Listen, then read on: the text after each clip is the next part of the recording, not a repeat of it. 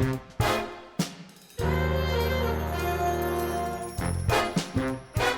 we're rolling. UNCLE CARBUNCLE, Defunct Debunker. I came up with the title before I came up with the chart. I have a huge file of titles. The vast majority I'll never ever use. I mean, it's a file folder and it's about this thick. Yikes. And it was something I used, it probably dates back into the 70s. I haven't really added much to it anymore because I guess when I do need a title, sometimes I'll go there and look through it and find titles. So one of the ones I used recently was Poochie's Big Cheek Revenge.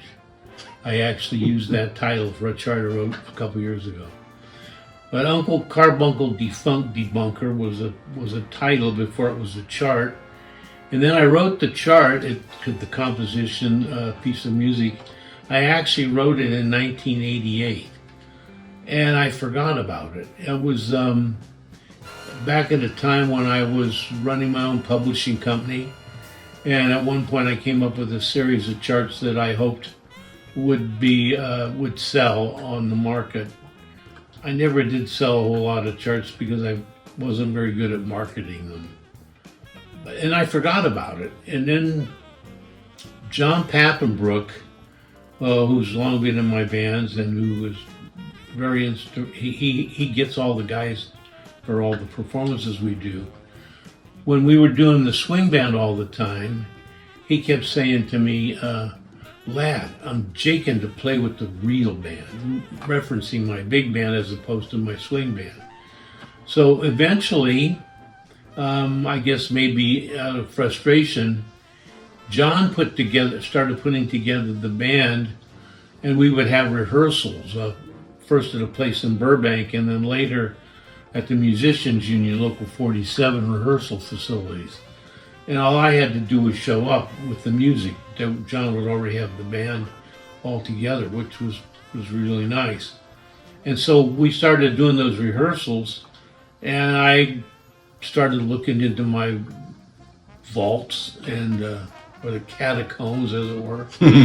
And I came across this UNCLE CARBUNCLE chart, and I thought, oh, I wonder what this sounds like. So I grabbed the parts and I took it to the rehearsal, and I enjoyed it. I thought it was pretty good. So what I then did was I put it into Sibelius, my music software writing program.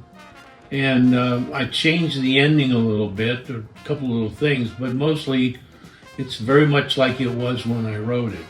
One of the interesting things is I have a place in the chart where the guitar and the bass clarinet are in unison, and it's very effective. It's not something I would have normally done. Also, the fact that it used to be I didn't have a guitar in the Lad McIntosh Big Band for a long time.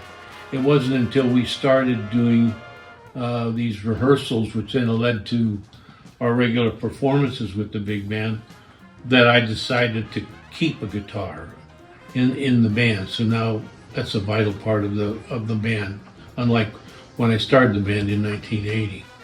So there's that unison guitar and bass clarinet. And then there's some excellent counterpoint in the chart.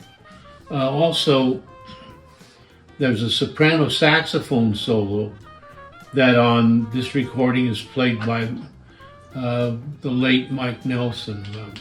I really miss Mike. He was a wonderful musician, and we lost him way too early. And he's got a really great. He played wonderful soprano saxophone solos. They're sort of off the wall, fiery, energetic, a different, more aggressive approach to the instrument than you'll normally hear, which was wonderful. So I prize his playing on all the things we did, because he was the lead alto player for the whole Dichotomy album.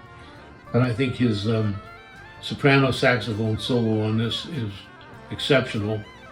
The reason I came up with the title UNCLE CARBUNCLE Defunct Debunker is because it's a funk chart. the whole emphasis of the chart is funk.